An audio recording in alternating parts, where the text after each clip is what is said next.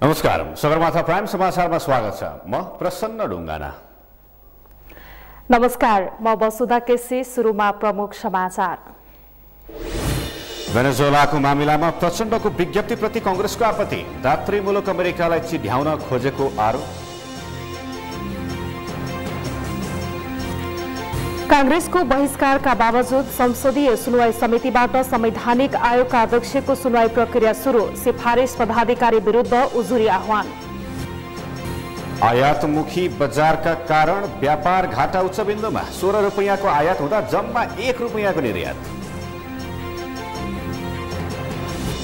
विपक्षीको आन्दोलन सर्कँदै गएपछि भेनेजुएलाका राष्ट्रपति मदुरोबाट आम चुनावको घोषणा। यसै वर्ष चुनाव गराउने तयारी। र युएई विरुद्धको टी20 सिरिजमा नेपालको ऐतिहासिक जित। अन्तिम खेलमा युएई 14 रनले पराजित।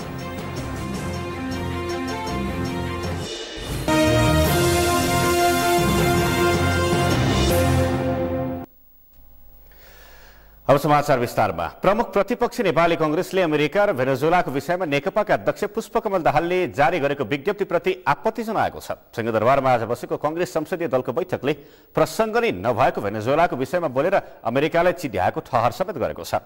प्रचण्डले लामो समयदेखि नेपाललाई सहयोग गर्दै आएको अमेरिकालाई अनावश्यक रूपमा चिढ्याएको भन्दै कांग्रेसले आपत्ति जनाएको हो। अमेरिकाको खिलाफमा प्रचण्डले राखेको सार्वजनिक अभिव्यक्ति गलत रहेको र सम्बन्ध बिगार्न खोज्नु दुर्भाग्य भएको बैठकपछि कांग्रेस प्रमुख सचेतक बालकृष्ण खाडले बताउनुभयो। बैठकले सभामुखको क्रियाकलाप हेरेर सदनमा आफ्नो भूमिका प्रस्तुत गर्ने निर्णय गरेको खाडले जानकारी दिनुभयो।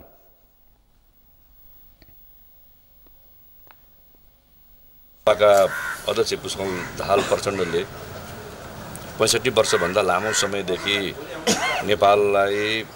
नेपालको भौतिक विकासमा चाहे शिक्षा, स्वास्थ्य, यातायात लगायत विभिन्न क्षेत्रमा महत्त्वपूर्ण अनुदान उपलब्ध गराइरहेको, सहयोग जुटाइरहेको अमेरिकाको खिलाफमा जसरी उहाँले सार्वजनिक रूपमा धारणा राख्नु भएको छ त्यो गलत छ।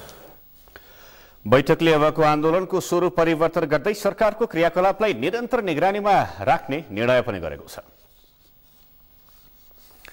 नेपाली कांग्रेसका युवा नेता गगन थापाले सरकारलाई अब प्रतिपक्षी नेपाली कांग्रेसले भोलिबाट सडक र सदनबाट आश्चर्यचकित पार्ने चेतावनी दिनुभएको छ।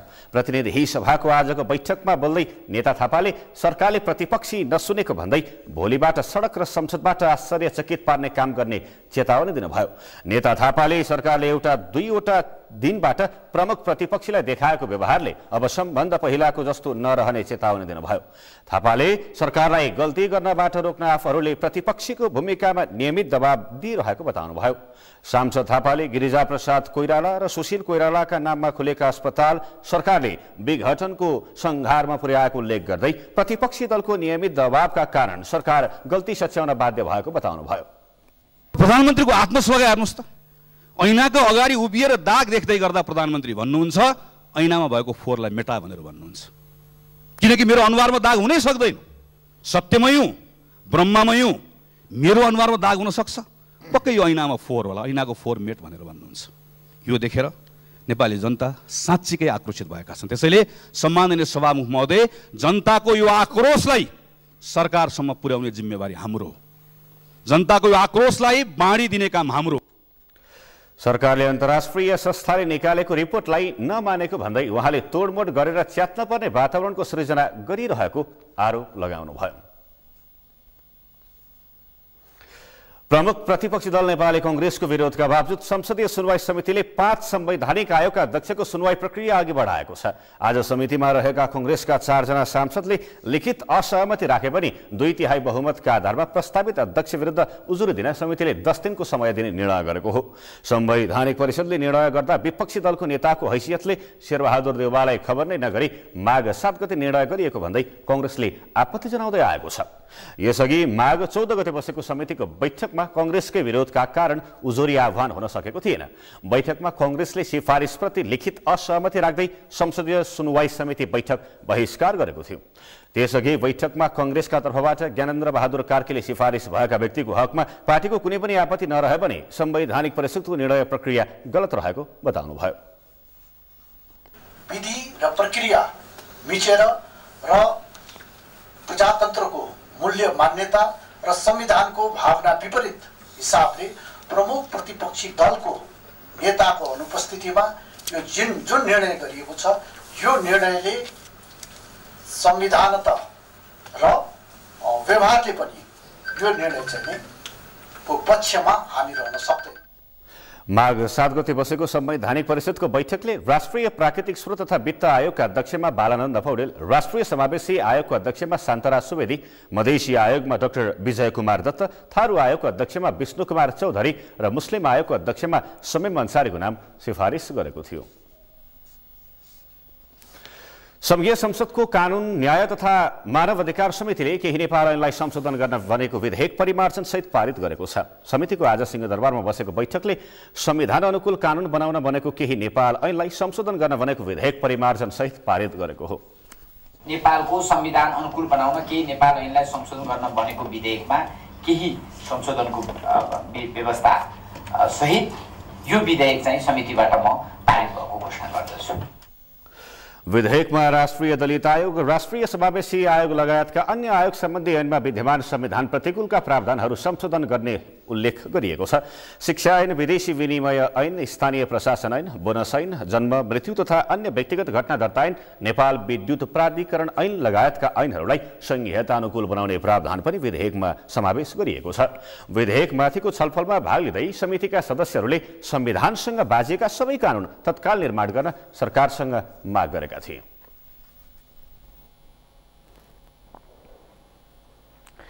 आगामी 26 गते म्याद सकिने बेपत्ता पारिएका व्यक्तिको छानबिन, सत्य निरूपण तथा मेलमिलाप आयोगको म्याद थप्ने गरी सरकारले संसदमा लगेको विधेयक राष्ट्रिय सभाले पारित गरेको छ। राष्ट्रिय सभाले पारित गरेको विधेयक प्रतिनिधि सभामा समेत पेश भएको छ। अमृतराज काफ्लेको रिपोर्ट। आगामी 26 गते समय सकिने बेपत्ता पारिएका व्यक्तिको छानबिन र सत्य निरूपण मेलमिलाप आयोगको म्याद थप्ने गरी सरकारले संसदमा दर्ता गरेको विधेयक फास्ट ट्र्याकबाट राष्ट्रिय सभाले पारित गरेको हो। नियमित प्रक्रिया निलम्बन गरेर विधेयक आइतबार नै फास्ट ट्र्याक मार्फत पारित भएको हो। विधेयक पारित गर्नका लागि आइतबार राष्ट्रिय सभाका 3वटा बैठक बसेका थिए। सरकारको तर्फबाट पहिलो बैठकमा टेबल भएको विधेयकलाई नियम निलम्बन गरेर आइतबार बसेको तेस्रो बैठकले सर्वसम्मति का रूपमा पारित गरेको हो।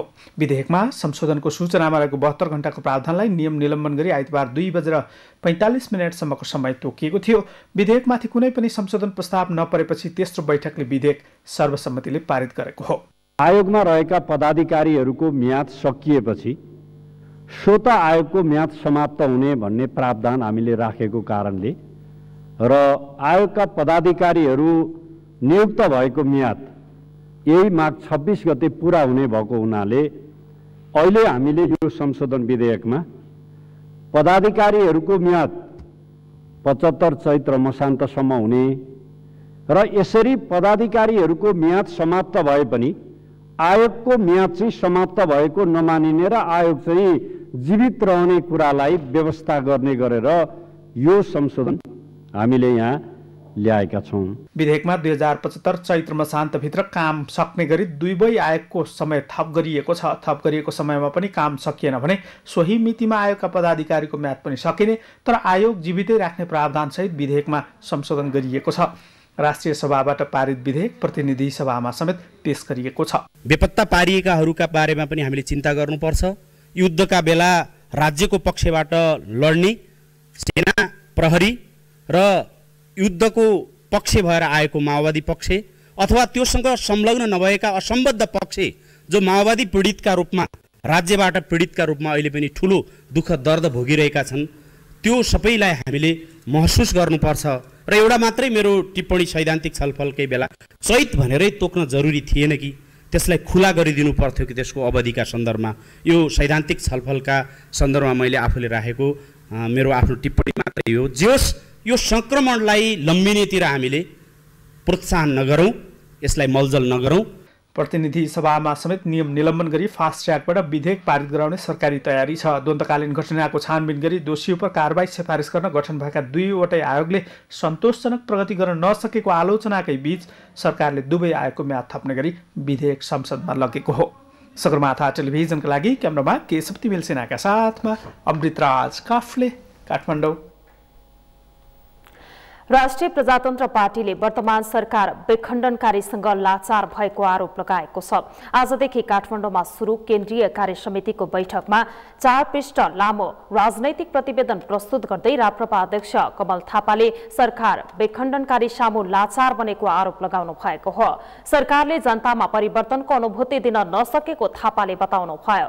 लोकतन्त्रको आवरणमा देशमा लुटतन्त्र चलिरहेको भन्दै अध्यक्ष थापाले नेपाल वायुसेवा निगमको वाइडबडी जहाज खरिद काण्ड, एन्सेलको करछली, सुन काण्ड, बुढीगण्डकी जलविद्युत काण्डहरू विगत केही वर्षदेखि मौलाउँदै गइरहेको ब्रह्मलुटका केही नमुनाहरू मात्र भएको टिप्पणी गर्नुभयो। देशमा बलियो राष्ट्रवादी शक्ति निर्माण गर्ने क्रममा समान विचारधारा भएका राजनैतिक दलहरूसँग एकता कायम गर्ने प्रयास जारी रहेको समेत थापाले बताउनुभयो। पार्टी भित्रैबाट समाधान खोज्ने विधि र प्रक्रिया अनुसार अघि बढ्ने सोचाइ पनि हामी सबैमा रहेको छ। केही समय असन्तुष्ट जस्तो रहनु भए तापनि पार्टीको बृहत्तर हित र चिन्ता उहाँमा सदैव रहेको मैले पाएँ। पार्टीलाई बलियो बनाउने अभियानमा सबै एकजुट भएर अघि बढ्ने अवस्था र वातावरण तयार भएको छ। राप्रपाले केन्द्रीय परिषदको म्यान्डेट अनुसार राप्रपाले संगठन निर्माण, जनपरिचालन, पार्टी एकता र जनसंघर्षको कार्यनीतिलाई आगामी दिनहरूमा अझ प्रभावकारी र सशक्त ढंगबाट अघि बढाउने जनाएको छ।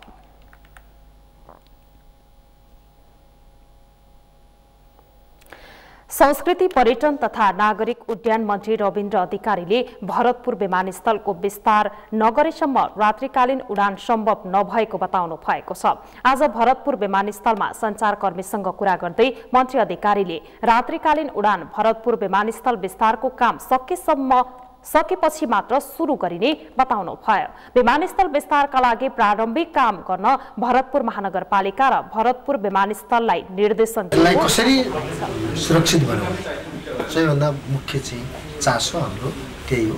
त्यसको लागि यहाँका वरपरका संरचनाहरू जति बढी छन् त्यसलाई हटाउनु पर्यो, नयाँ संरचना बन्न नदिनु पर्यो, अनि जग्गा थप गर्नु पर्यो र यो एयरपोर्टमा ATR 72 72 सिटको जहाज रात्रिमा पनि उडान गर्न सक्ने गरी, रात्रि सुविधा पनि हुन सक्ने गरी यसलाई विस्तार गर्नु आवश्यक छ।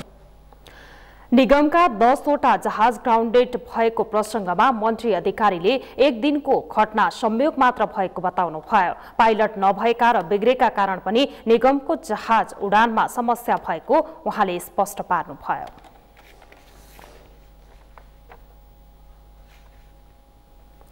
समाचारमा अब एकैछिन विश्रामपछि फोहोरबाट विद्युत निकाल्ने काठमाडौँ महानगरको योजना पुनः अल्पत्र 2 करोड भन्दा बढीको बजेट दुरुपयोग। विपक्षीको आन्दोलन चर्किँदै गएपछि भेनेजुएलाका राष्ट्रपति मदुरोबाट आम चुनावको घोषणा, यसै वर्ष चुनाव गराउने तयारी। र युएई विरुद्धको T20 सिरिजमा नेपालको ऐतिहासिक जित, अन्तिम खेलमा युएई 14 रनले पराजित।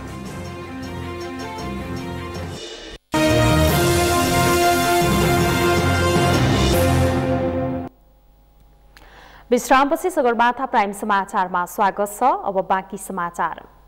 काठमाडौँ उपत्यकामा दिनहुँ जम्मा हुने फोहोर सदुपयोग गरेर मोहोर बनाउने भन्दै काठमाडौँ महानगरपालिकाले सुरु गरेको बिजुली निकाल्ने परियोजना फेरि पनि अल्पत्र परेको छ।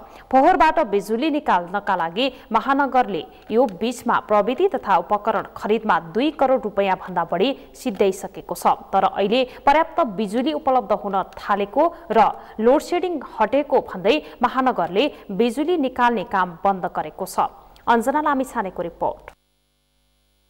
काठमाडौँ उपत्यकामा दैनिक 1000 मेट्रिक टन भन्दा बढी फोहोर उत्पादन हुन्छ, जसमध्ये 63% जैविक फोहोर पुनः प्रयोग गर्न मिल्ने प्रकृतिका हुन्छन् भने यसैलाई सदुपयोग गरेर काठमाडौँ महानगरपालिकाले बिजुली निकाल्ने योजना ल्याएको हो, जसका निम्ति टेकु स्थित फोहोर प्रशोधन केन्द्रमा 74 किलोवाट क्षमताको डाइजेस्ट प्लान्ट जडान गरिसकेको छ। भारतबाट 2 करोड रुपैयाँ भन्दा बढी तिरेर झिकाइएका बिजुली निकाल्ने प्रविधि तथा उपकरण केही महिना यता महानगरपालिकाले थन्काएर राखेको छ। उपत्यकामा पर्याप्त बिजुली उपलब्ध हुन थालेको र फोहोरबाट बिजुली निकाल्नुपर्ने आवश्यकता नरहेको विश्लेषणपछि महानगरले करोडौँको मेसिन बन्द गरेको हो।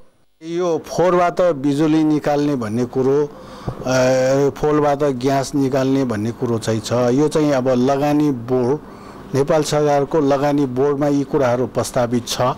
त्यसकारण चाहिँ अब महानगरपालिका र लगानी बीचमा छलफल भइरहेको छ। यदि यसमा लगानी बोर्डको प्रस्तावलाई महानगरले स्वीकार्ने भने यी कुराहरू अब चाहिँ छिट्टै चाहिँ अगाडि बढ्छ। वर्षौं लामो अध्ययनपछि महानगरपालिकाले भित्राएको फोहोर व्यवस्थापन हुने र वातावरण मैत्री ठानिएको यो केही समय परीक्षण स्वरूप प्रयोग समेत ल्याइएको थियो। तर दीर्घकालीन योजना र फोहोर व्यवस्थापनमा देखिरहेको समस्याप्रति महानगरपालिका नै जवाबदेही नबन्दा अहिले यो मेसिन नै बिग्रिने अवस्थामा पुगेको छ, जहाँबाट दैनिक 14 किलोवाट विद्युत उत्पादन गर्न सकिन्छ र उपत्यकाको आधा फोहोर व्यवस्थापन गरेर जैविक मल समेत उत्पादन हुन्छ। स्थानीय तथा वातावरणविदको आलोचनापछि महानगरपालिकाले अहिले जैविक फोहोर सङ्कलनमा कमी आएकाले प्रविधि सञ्चालनमा समस्या परेको जवाब दिइरहेको छ। तर बिजुली तथा ग्यास र जैविक मल उत्पादन गर्ने योजना रोकिएपछि अहिले स्थानीयले बस्तीको बीचमा फोहोर थुपारेर दुर्गन्ध फैलाएको र जनस्वास्थ्यमा गम्भीर समस्या पैदा गराएको जस्ता गुनासो पोख्न थालेका छन्।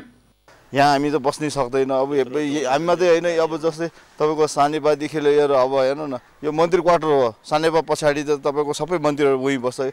यो जुन वातावरण त उहाँ पनि जान्छ नि, यहाँको छिङ्गा उहाँ पनि जान्छ नि, तिनीहरू पनि रोग लाग्ने हो। अब यस्तो राजधानी जस्तो ठाउँमा चाहिँ यस्तो राखेर अब यही अब एकदम समस्या पारेको छ हामीले चाहिँ। यो जुन छ नि यहाँ सार्वजनिक स्कुल छ, त्यहाँ बच्चाहरू पढ्ने, यहाँबाट चाहिँ 50 मिटरको दूरीमा फोहोर यसरी थुप्रिएको छ। अब नलाने प्रयास नगरेको होइन, नगरपालिकाले लान खोज्छ, तर अब यही त हो नि, बाटोघाटोको चाहिँ समस्या पनि देखाइदिएको हुन्छ। अब गाडी बिग्रे गाडी टाइममा मेन्टेनेन्स हुँदैन। यसले गर्दाखेरि हामी स्थानीय बासिन्दालाई चाहिँ हामी एकदम मारमा छौँ फोहोरको उसले। अब यो चाहिँ सम्बन्धित निकायमा अब तपाईँहरूबाट चाहिँ मिडियाबाट चाहिँ तपाईँहरूले चाहिँ घस्घसाइदिनु पर्यो। काठमाडौँ महानगरपालिकाले दैनिक 300 टन जैविक फोहोरबाट 96 किलोग्राम ग्यास, 300 किलोग्राम जैविक मल, 14 किलोवाट बिजुली र 13,000 लिटर प्रशोधित पानी उत्पादन गर्ने महत्त्वकांक्षी योजना बनाएर यो बीचमा करोडौं खर्च गरिसकेको छ। तर जिम्मेवार निकाय र तिनका अधिकारी जवाबदेही नबन्दा बिजुली उत्पादन गर्न थालिसकेको मेसिन समेत तालचा लगाएर छाडिएको छ। महानगरले योजना अलपत्र छाड्दा उपकरण तथा प्रविधि काम नलाग्ने अवस्थामा पुगेका छन्। सगरमाथा टेलिभिजनका लागि क्यामेरामा सन्तोष बिके थापाका साथ अञ्जना लामिछाने, काठमाडौँ। भारततर्फ तस्करीका लागि लैजाँदै गरेको 4,36,000 मूल्य बराबरको मदिरासहित 4वटा सवारी साधन र चालकलाई प्रहरीले नियन्त्रणमा लिएको छ। राजविराजबाट राजगढ गाउँपालिकाको नर्घोतर्फ एउटा मिनी ट्रक तथा 3वटा टेम्पोमा लोड गरी मदिरा लैजाँदै गरेको अवस्थामा प्रहरीले मदिरासहित सवारी साधन र चालकलाई नियन्त्रणमा लिएको जनाएको छ। प्रहरीले नियन्त्रणमा लिएको को 1H2859 नम्बरको मिनी ट्रक तथा 101H 2722, 101H 1927 तथा 101H 3082 नम्बरको टेम्पोबाट मामाश्री 387 कार्टुन, दिलवाले 110 कार्टुन, कस्तुरी 18 कार्टुन, उमङ्ग 15 कार्टुन र गौरव नामक मदिरा 5 कार्टुन गरी 4,36,000 मूल्य बराबरको मदिरा नियन्त्रणमा लिएको प्रहरीले आज पत्रकार सम्मेलन मार्फत जानकारी दिएको छ। सवारी साधनहरूका चालक राजगढ गाउँपालिकाका शत्रुधन यादव, शिवकुमार यादव, शालिग्राम शाह र उदयपुरका छेदुवा चौधरीलाई समेत पक्राउ गरी आवश्यक कारबाही अघि बढाइएको प्रहरी उपरीक्षक प्रहरी विष्टले जानकारी दिनुभयो।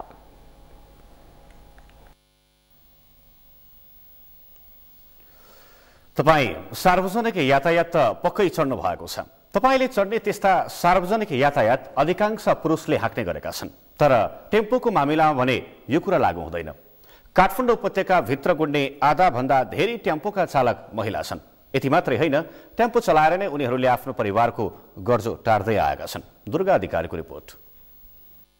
यी हुन् ललितपुर लगनखेलकी बिमला राईले काठमाडौँ उपत्यकामा टेम्पू चलाउन थालेको 3 वर्षभन्दा बढी भइसकेको छ।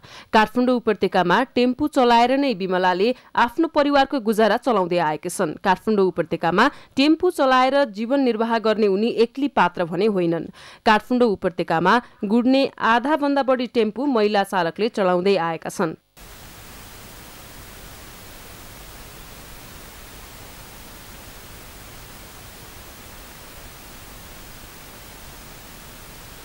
पछिल्लो समयको तथ्याङ्क अनुसार काठमाडौँ, त्रिपुरेश्वर, आरएनएसी, कलङ्की, थापाथली, सीतापाइला लगायतका रुटमा चल्ने 700 भन्दा बढी टेम्पूमा 350 भन्दा बढी महिला टेम्पू चालक छन्। अहिले त्यति छैन आम्दानी, पहिला जस्तो चाहिँ अहिले 200-400 पनि हुन सक्दैन। अहिले चाहिँ कुनै नराम्रो मान्छे नि चढ्छन्, कुनै राम्रो पनि हुन्छन्, कुनै भाडा नदिकन झर्ने नि हुन्छन्, त्यस्तै धेरै। टेम्पू चलाएरै महिलाहरूले राम्रो आमदानी गर्न समेत सफल भएका छन्। कतिपय अवस्थामा भने महिला टेम्पू चालकले ट्राफिक प्रहरी तथा यात्रुबाट विभिन्न किसिमका झन्झट समेत बेहोर्नु परेको छ। टेम्पू चलाएरै महिलाहरूले महिनामा सरदर 30,000 रुपियाँ आमदानी गर्दै आएका छन्। टेम्पू चालक महिलाले जस्तै अन्य महिलाहरूले पनि सवारी हाँक्छु भन्ने सोच बनाउने हो भने यसले महिला सशक्तिकरणलाई समेत जोड दिन सक्छ। सगरमाथा टेलिभिजनका लागि क्यामेरा पर्सन जय तामाङका साथ दुर्गा अधिकारी, काठमाडौँ। जाजरकोट सदरमुकाम खलङ्गादेखि 20 कोस उत्तर पूर्वी क्षेत्रमा अवस्थित छ बारेकोट गाउँपालिका। यो जिल्लाकै अति दुर्गम गाउँपालिका हो। साबिकका रामीडाँडा, रोकाया गाउँ, नायकवाडा र सक्ला गाउँ विकास समितिलाई समेटेर बनाइएको यो गाउँपालिका अब भने सडक सञ्जालमा जोडिन भएको छ। जाजरकोटबाट बद्री पन्तको रिपोर्ट। जाजरकोट बारेकोट गाउँपालिकाको केन्द्र लिम्सा सडक सञ्जालले जोडिन लागेपछि यहाँका सर्वसाधारण उत्साहित भएका छन्। ध्यापा टाकुरादेखि गाउँपालिका केन्द्र लिम्साको 13 किलोमिटर सडक मध्ये 9 किलोमिटर सडक निर्माण पूरा भएको छ। बाँकी 4 किलोमिटर खण्डमा पनि दमादम कार्य भइरहेको छ। यही गतिमा काम भए आउँदो वैशाखसम्म ट्र्याक खोलिसक्ने लक्ष्य रहेको गाउँपालिकाले जनाएको छ। यो वर्ष हामीले हाम्रो लक्ष्य भनेको अर्को वर्ष हामीले सबै 9 वडाका सबै बस्तीहरूमा बाटो पुर्याउने तारिख राखेका छौँ र यो वर्ष हामीले गाउँपालिका केन्द्र र सँगसँगै सके जति वडा कार्यालयहरूसम्म पुर्याउने कोसिस गरेका छौँ। गत साल हामीले 12 किलोमिटर सर्वे गरेको, 12 किलोमिटर झन्डै 12 अलि बढी नै खन्यौँ हामीले बाटो। 12 किलोमिटर एकातिर थियो भने 8 किलोमिटर एकातिर 18 किलोमिटर हाम्रो खास 18 किलोमिटरमा 18 किलोमिटर बाटो खन्यौँ, तर त्यसलाई अलि व्यवस्थित रूपमा सञ्चालन गर्न सकेको अवस्था थिएन। ट्र्याक खोलिसकिए बारेकोटबाट 2-3 दिन पैदल हिँडेर खलङ्गा, सुर्खेत, नेपालगञ्ज मोटर भेट्टाउनु पर्ने बाध्यताको अन्त्य हुनेछ। गाउँबाट यातायात सुविधा पाउने दिन नजिकिँदै जाँदा सर्वसाधारण उत्साहित छन्। अहिले 5 वटा डोजर प्रवेश गरेका छन्। गत वर्ष 3 वटा डोजरले चाहिँ अलि पावर भएको हुनाले 4 किलोमिटर बाटो ओपन गरेको थियो भने अहिले धन्दै 6 किलोमिटर बाटो चाहिँ ओपन भइसकेको छ। अब बाँकी 1.5 देखि 2 किलोमिटर अब बाटो खोल्न चाहिँ बाँकी छ। डोजरहरूले काम निरन्तर गरिरहेका छन्। अब 2 महिनापछि चाहिँ हाम्रो बारेकोट गाउँपालिकाको सम्म जोड्ने बाटो चाहिँ ओपन हुन्छ। यस्तै कुसे जोड्ने हानी सल्लाहदेखि लिम्सासम्म मोटर बाटोको डिपिआर रिपोर्ट पूरा भइसकेको छ।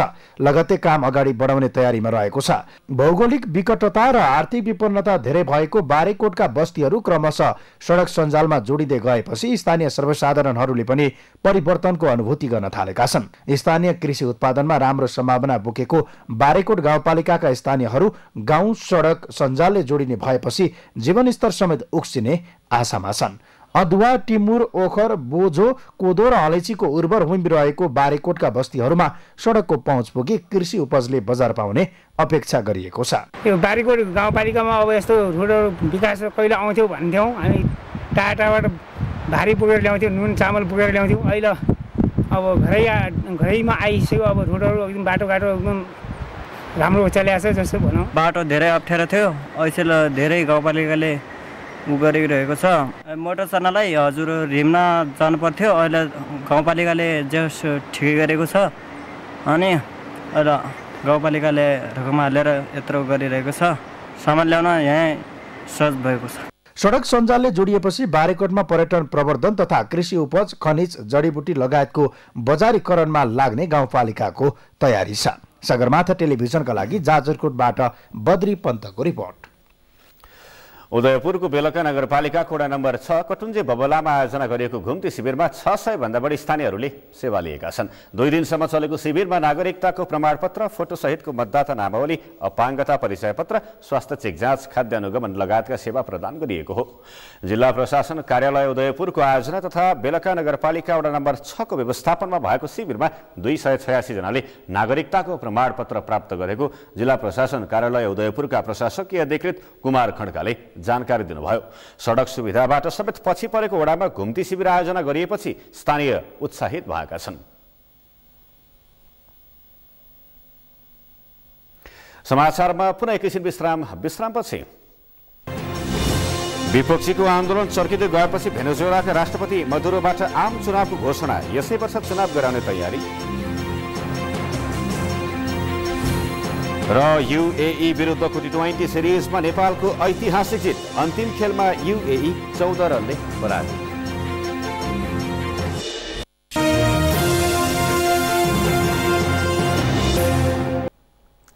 अब पालो अर्थ समाचारको। अर्थ समाचारका प्रायोजक स्वदेशी उत्पादनमा वृद्धि नहुनु र आयातमुखी नेपाली बजारका कारण देशको व्यापार घाटा उच्च बिन्दुमा पुगेको छ। पछिल्लो समय नेपालमा 16 रुपैयाँ बराबरको आयात हुँदा जम्मा 1 रुपैयाँको निर्यात भएको दयनीय स्थिति छ। बाबुराम तिमल सिन्हाको रिपोर्ट। देशमा राजनीतिक स्थिरतासँगै संघीयताको व्यावहारिक कार्यान्वयन हुँदै गए पनि आर्थिक समृद्धिको नारा लगाइरहेको सरकारलाई बढ्दो व्यापार घाटा चुनौतीको रूपमा देखा परेको छ। चालू आर्थिक वर्षको पहिलो 5 महिनामा 6 खर्ब 7 अर्ब रुपियाँको आयात भएको छ। उद्योग वाणिज्य तथा आपूर्ति मन्त्रालयका अनुसार चालू आर्थिक वर्षको पहिलो 5 महिनामा हालसम्मकै उच्च व्यापार घाटा भएको छ। उच्च बिन्दुमा आयात हुँदा यो आर्थिक वर्षको 5 महिनामा जम्मा 37 अर्ब 50 करोड रुपियाँको मात्रै निर्यात भएको छ। देशको व्यापार घाटालाई सजिलो गणितीय रूपबाट हेर्दा नेपालमा 16 रुपियाँको वस्तु आयात हुँदा 1 रुपियाँ बराबरको निर्यात भएको स्थिति छ। अहिलेसम्मको 5 महिनाको तथ्याङ्क हेर्ने हो भने इम्पोर्ट भनेको आयात भनेको 607 अर्बको भएको छ र निर्यात 37 अर्बको भएको छ।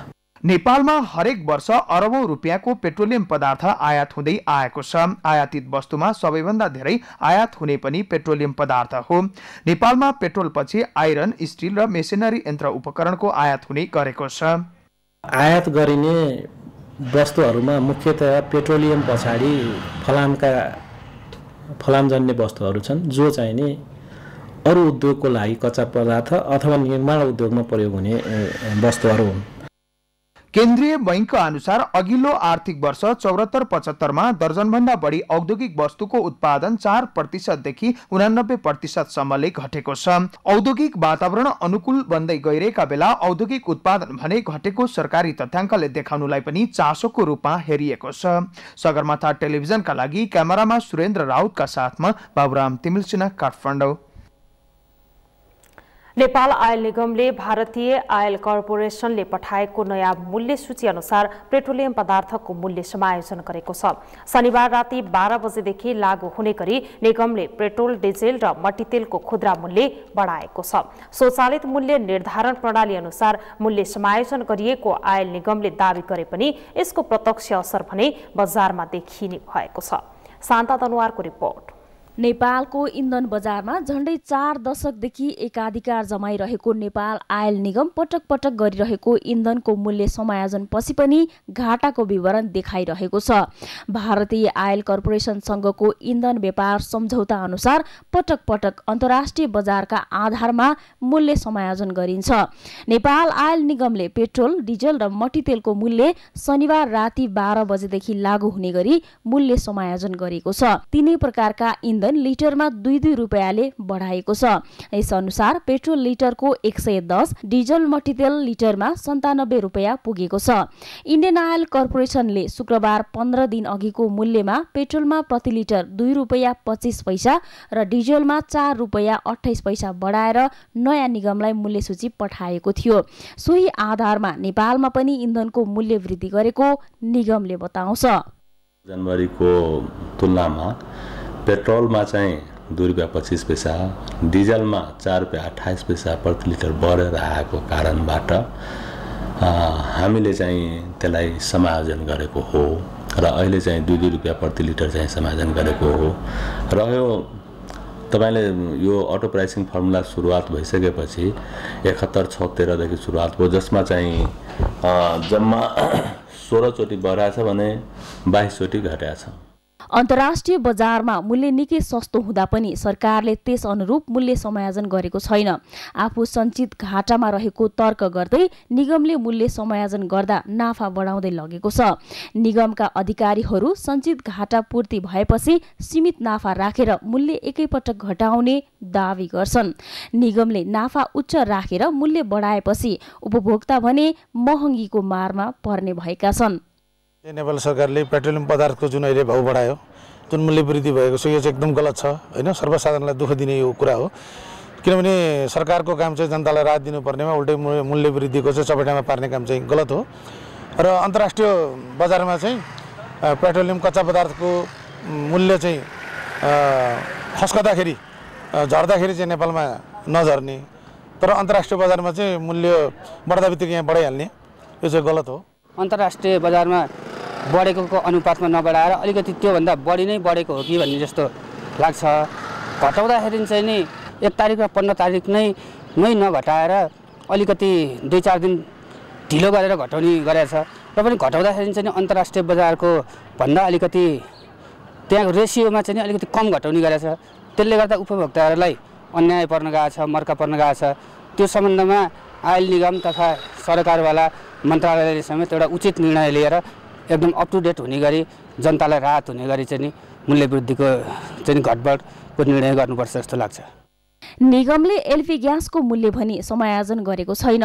इन्डियन आयल कर्पोरेसनबाट प्राप्त नयाँ मूल्य बमोजिम निगमलाई ग्यासमा प्रति सिलिन्डर झण्डै 32 रुपैयाँ 68 पैसा घाटा छ। सगरमाथा टेलिभिजनका लागि क्यामेरा पर्सन सङ्गम कोइरालाका साथ शान्ता दनुवार, काठमाडौँ। यसै सन्दर्भमा आज हामीले सगरमाथा जनबोलीमा सर्वसाधारणलाई सोधेका थियौं, पेट्रोलियम पदार्थमा भएको मूल्य वृद्धिलाई के भन्नुहुन्छ? हेरौं उनीहरूको प्रतिक्रिया उनीहरूकै शैलीमा।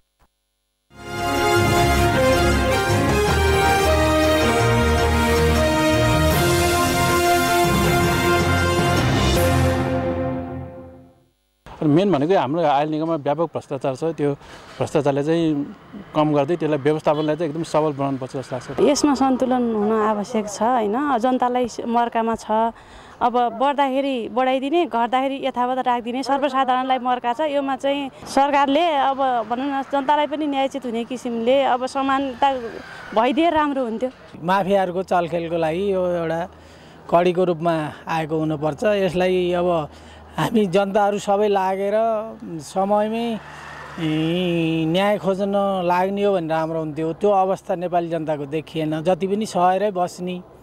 त्यस कारणले अब यसको जस्टिफिकेसन माग्ने, यो कसरी इन्डियामा के छ, यहाँ किन यसो गरिस् भन्ने गरेर खबरदारी गर्ने हो भने राम्रो हुन्थ्यो। दिनदिनै सबैले नभए हुँदैन। बेसकन महँगो भएपछि अब ग्यास बाल्न परिहाल्यो, तेल हाल्न परिहाल्यो, हरेक कुरामा अब बढ्दा चाहिँ नि बढाउने, घट्दा चाहिँ नघटाउने, यस्तो चाहिँ गर्नु भएन। अब यस्तै हो, पेट्रोलियम पदार्थमा बढ्दा चाहिने अन्तर्राष्ट्रिय जगतमा कच्चा पदार्थको मूल्य बढ्दाखेरि यिनीहरूले त्यही हाराहारीमा बढाइदिने, अन्तर्राष्ट्रिय जगतमा घट्दा यिनीहरूले घटाउनै नहुने, तैपनि निगम घाटामा जाने, यिनीहरूको भ्रष्टाचारी चलखेल हो।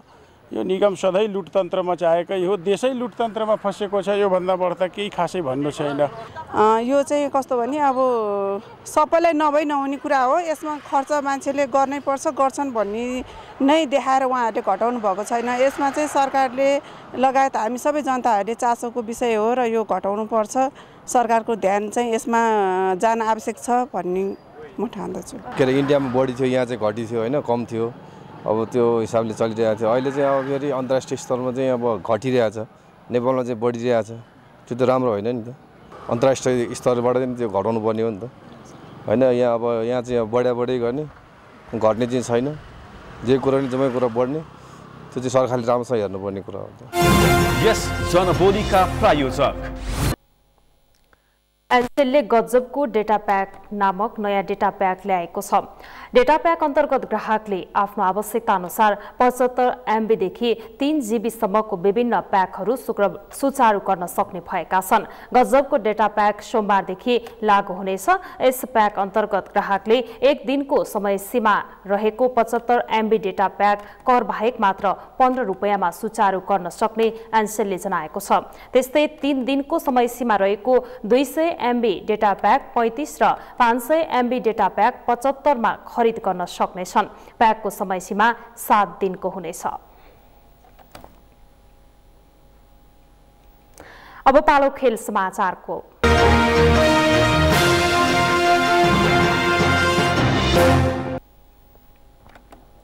पोखरामा जारी 6औं पोखरा कपमा सशस्त्र प्रहरीको एपीएफ क्लब 3 स्टारलाई हराउँदै सेमिफाइनलमा प्रवेश गरेको छ।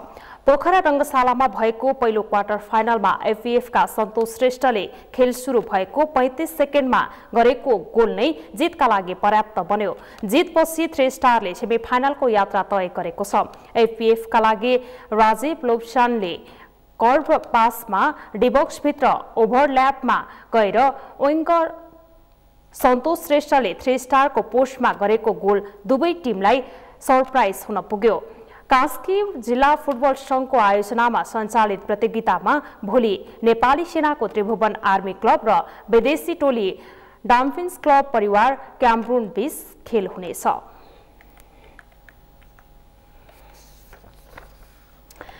धुर्मुस सुन्तली फाउन्डेसनका अध्यक्ष सीताराम कट्टेल धुर्मुसले गौतम बुद्ध अन्तर्राष्ट्रिय क्रिकेट रङ्गशालाको डीपीआर शुभारम्भ गरेका छन्।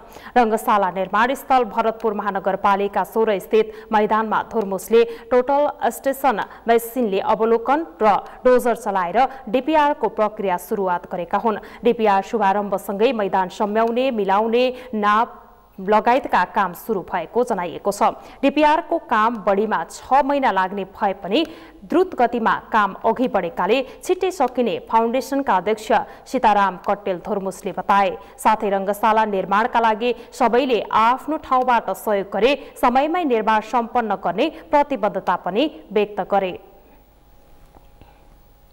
त्यस्तै फाउन्डेसनकी उपाध्यक्ष कुञ्जना घिमिरे सुन्तलीले क्रिकेट रङ्गशाला निर्माणले नेपालको विकासमा सुरुवात भएको भन्दै स्वदेशमै केही गर्ने प्रेरणा मिलेको बताइन्। कृषि तथा वन विज्ञान विश्वविद्यालयको परिसरमा रहेको 20 बिघा 6 कट्ठा जमिनमा अन्तर्राष्ट्रिय क्रिकेट रङ्गशाला निर्माण गर्न लागिएको हो। डीपीआरको काम बढीमा 6 महिना भित्रमा सक्ने र शिलान्यास भएको मितिले 2 वर्षभित्रमा रङ्गशाला निर्माण सक्ने तयारी गरिरहेको फाउन्डेसनले जनाएको छ। भरतपुर महानगरपालिकाको सहकार्यमा निर्माण हुन लागेको रङ्गशालाको लागत 3 अर्ब रहनेछ।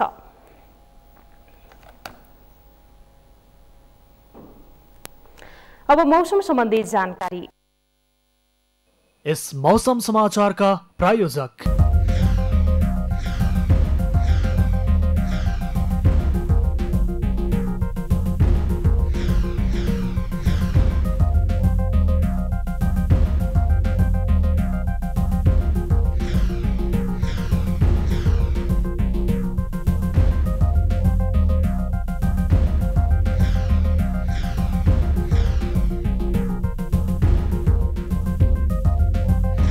मौसम समाचार का प्रायोजक। यो सँगै हामी सगरमाथा प्राइम समाचारको अन्त्यमा छौं। अन्त्यमा प्रमुख समाचार पुनः एकपटक। भेनेजुएलाका मामिलामा प्रचण्डको विज्ञप्तिप्रति कांग्रेसको आपत्ति, दात्री मुलुक अमेरिकालाई चिट्याउन खोजेको आरोप। कांग्रेसको बहिष्कारका बावजुद संसदीय सुनवाई समितिबाट संवैधानिक आयोगका अध्यक्षको सुनवाई प्रक्रिया सुरु, सिफारिस पदाधिकारी विरुद्ध उजुरी आह्वान। आयातमुखी बजारका कारण व्यापार घाटा उच्च बिन्दुमा, 16 रुपैयाँको आयात हुँदा जम्मा 1 रुपैयाँको निर्यात।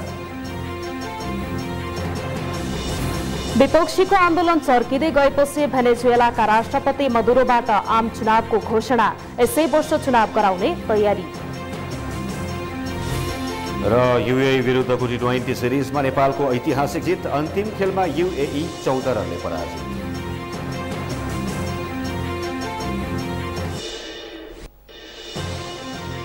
हौस् त सगरमाथा प्राइम समाचार अहिलेलाई सकियो। प्राइम समाचार बुलेटिनका साथै सगरमाथा टेलिभिजनका सम्पूर्ण कार्यक्रम www.sagarmatha.tv मा प्रत्यक्ष पढ्न र हेर्न सक्नुहुनेछ।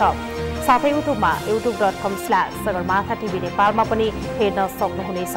मोबाइलमा प्ले स्टोर तथा एप स्टोरमा गई सगरमाथा टिभी एप डाउनलोड गरेर पनि हामीलाई प्रत्यक्ष हेर्न सक्नुहुनेछ। साथै तपाईँ हामीलाई फेसबुकमा facebook.com/stv नेपालमा फलो गर्न सक्नुहुनेछ।